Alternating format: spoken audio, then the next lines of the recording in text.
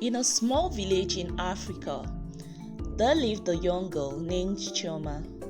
Chioma was known for her bright eyes and laughter that echoed through the village streets. But as much joy as she brought to others, Chioma harbored a secret that troubled her deeply. Every night, as soon as she closed her eyes, Chioma found herself in a strange dream where she wanders through a lush forest filled with towering trees and exotic flowers. The air was thick with the scents of ripe fruits and the sounds of bird songs which filled her ears. But amidst this beauty, Chioma felt an unsettling presence. She would often find herself sitting by a grand feast surrounded by delicious dishes piled high on golden platters. She would keep eating all the food she sees, including raw meat, yet no matter how much she ate, she never felt full. It was as if her hunger could never be satisfied. Anytime this happens, she usually falls very ill. Night after night, Chioma woke up feeling exhausted and famished, as if she had not even slept at all. She tried to ignore the dreams, hoping they would go away on their own, but they only grew more vivid and unsettling. One day, as Chioma helped her grandmother, Nneka, gather herbs in the forest, she could no longer keep her secret bottled up inside. Nneka was a wise woman known for her knowledge of traditional medicine and spiritual matters. She had raised Chioma since she was a baby, after her parents had passed away in a tragic incident. "Grandma, I have something to tell you," Chioma said, clutching a bunch of fragrant herbs in her hand. Her grandma, Nneka, stopped and turned to look at her granddaughter, her face wrinkled with concern. "What is it, my dear? You can tell me anything." Chioma took a deep breath. "I have been having strange dreams. Every night, I dream that I am in a forest surrounded by food. I eat and eat, but I never feel full. When I wake up, I am so hungry and tired. Sometimes I feel even feverish and fall very ill." Nneka went deep in thought as she listened to Chioma's words. She knew dreams held powerful meanings in their culture, often revealing hidden truths or warnings.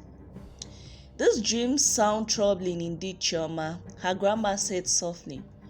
"But fear not, for we will seek guardians from the elders. Perhaps there is a message meant for you in those dreams." That evening, Nneka, her grandmother, visited an old seer named Obioma, who lived on the outskirts of the village. Obioma was known for his ability to interpret dreams and communicate with the spirit world. His hut was adorned with colorful beads and feathers, and the air was thick with the scent of burning herbs. Obioma welcomed Nneka and Chioma warmly, offering them seats on woven mats beside a crackling fire. "What brings you to me, Nneka?" Obioma asked, his voice deep and resonant. Nneka recounted Chioma's dreams to Obioma, and he listened intently, his eyes closed as if he were listening to a story only he could hear. When Nneka finished speaking, Obioma opened his eyes and fixed his gaze on Chioma. "Young one, your dreams are not just dreams," he said gravely. "They are warning from the spirits. Someone is trying to harm you spiritually." Chioma's heart raced at Obioma's words. "Harm me? But who would want to harm me?" Obioma shook his head slowly. "There are jealous spirits and malevolent forces that roam the spirit world, seeking to cause mischief and harm. They may be jealous of your light, your spirit, or simply seek to feed off your energy." Nneka placed a reassuring hand on Chioma's shoulder. "Do not be afraid, my child. We will protect you." "Obioma, what can we do to help her?" Obioma's expression grew serious as he considered the question. "First, we must perform a cleansing ritual to get her rid of any negative energies that may have attached themselves to her. Then we must find out who is behind the spiritual attack and put a stop to it. The following day, under the guardians of Obioma and Nneka, Chioma underwent a cleansing ritual by the village river. She bathed in the water infused with healing herbs and oil, while Obioma chanted ancient incantations to purify her spirit. As Chioma emerged from the river, she felt lighter and more at peace than she had in weeks. The weight of her dreams seemed to lift her shoulders, replaced by a newfound sense of strength and determination. Her grandmother Nneka also underwent same ritual as instructed by Obioma the seer. "Now, Chioma," Obioma said gently, "we must uncover the source of this spiritual poison. Pay attention to your dreams, for they may hold clues that will lead us to the culprits." That night, Chioma went to bed with a sense of apprehension mingled with hope. As she drifted off to sleep, she found herself once again in the familiar forest of her dreams. This time, however, she was not alone. A shadowy figure lurked in the shadows, its eyes gleaming with malice. Chioma could sense that the malevolent force was emanating from it, and this sent chills down her spine. She knew very well that this was the one who sought to poison her spirit. And with a surge of courage, Chioma confronted the figure. "Who are you?" she demanded, her voice echoing through the dream world. Chioma felt a surge of anger and defiance rise within her. "You will not harm me anymore," she declared, her voice ringing with determination. There was silence everywhere. But suddenly, the forest around them seemed to shimmer and shift. Chioma found herself standing in a vast, empty expanse surrounded by swirling mist. Before her stood a mirror-like surface reflecting back her own image. As Chioma gazed into the mirror, she saw not just her own reflection, but glimpses of faces she recognized from her village.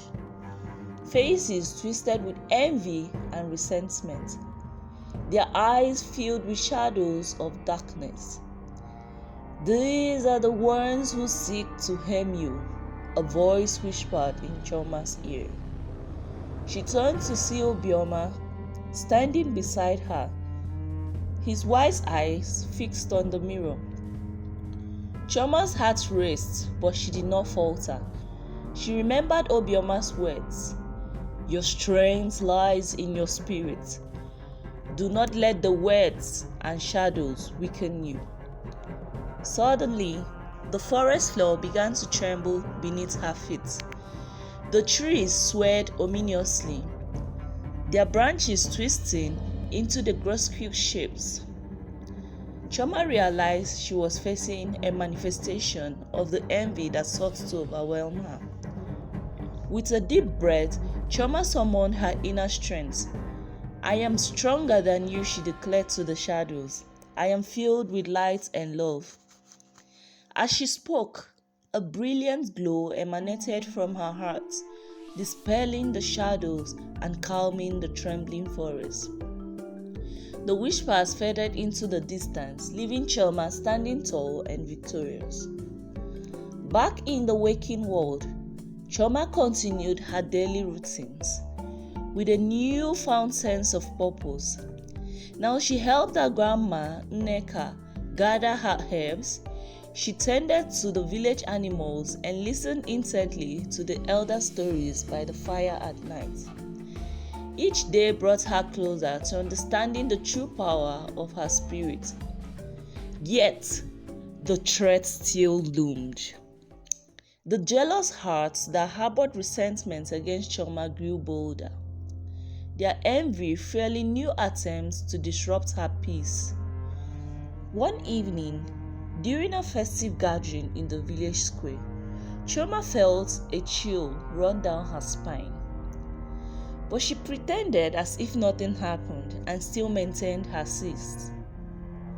Now the cleansing ritual was over, and with the guidance of Obioma and her grandmother Nneka, Chioma's nights became more peaceful. The dreams of endless feasts and the sister's presence gradually faded, replaced by restful sleep and a renewed sense of security. However, the threat to Chioma's well-being was far from over. Unknown to Chioma, lurking in the shadows of her life was her own aunt, named Uzamaka. Uzamaka had always harbored resentment towards Chioma. She was the younger sister of Chioma's mother, who died tragically when Chioma was an infant. Uzamaka believed that Chioma had stolen the love and attention that should have been hers. Unlike Nneka, her grandmother, who took Chioma in and raised her with love, Uzamaka had been plotting in secret. She envied Chioma's beauty, her laughter, and everything about Chioma, and the attention she always received from everyone in the village. Uzamaka was unmarried and she was unhappy. She had learned dark arts from a forbidden source and began to secretly inflict Chioma with illness in the spirit world, in the hope that she will fall ill and die just as her parents had. At first, Chioma's illness was attributed to common ailments. She would suffer from inexplicable fevers, bouts of nausea, and unexplained pains. Each time, Uzamaka would be there, feeling concerned and offering solutions. Sometimes she would be offering her herbal remedies that did little to alleviate Chioma's sufferings. But Chioma's grandmother, Nneka, was not pleased with all this, and she began to suspect a foul play. One evening, during a gathering in the village square, Nneka overheard whispers among the villagers. They spoke of Uzamaka's odd behavior and her frequent visits to the local witch doctor. Their words sent a chill down Nneka's spine as she realized the depth of Uzamaka's jealousy and the danger it had on Chioma. That night, Nneka confronted Uzamaka in her hut. Her hut was surrounded by flickering candles and the pungence of herbs. Uzamaka initially denied any wrongdoing, but under Nneka's gaze and the weight of her accusation, Uzamaka's facade began to crumble. She said, "You have always been favored," Uzamaka finally hissed through her clenched teeth, her eyes blazing with hatred. "I wanted what should have been mine. I wanted to be the only one cherished by everyone, not you." Nneka's heart sank as she realized the depth of Uzamaka's envy and the length she had gone to harm Chioma. With a heavy heart, she called upon the village elders to witness Uzamaka's confession. Under the weight of their scrutiny and the shame of her actions, Uzamaka's sanity began to unravel. She ran mad, running into the village square. She screamed curses into the night, claiming that evil spirits had possessed her and driven her to commit such acts. The villagers, stunned by this revelation, looked upon Uzamaka with a mixture of fear and pity. As she was led away, her mind consumed by madness. With Uzamaka's confession, Chioma's name was cleared, and finally she could breathe a sigh of relief. She continued to live under the watchful eye of her grandmother, who taught her the ways of herbal healing and the importance of listening to one's instincts. Years passed by, and Chioma blossomed into a woman of grace and resilience. She met and married a kind-hearted man from a neighboring village who cherished her for who she was. Together, they built a loving home filled with laughter and the joyful cries of their own children. Chioma never forgot the lessons she learned from her ordeal, of the power of love and the strength of her spirit, and the spirit of confidence. and resilience. She became a pillar of support and wisdom in her community, offering guidance to those in need and sharing her story as a testament to the resilience of the human spirit.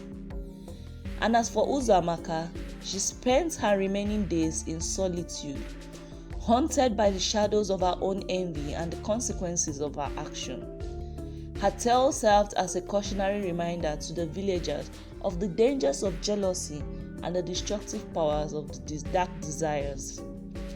In the end, Chioma's journey from fear and uncertainty to courage and triumph became a legend passed down through generations, a testament to the enduring power of the human spirit to overcome adversity and find healing in the embrace of love and forgiveness.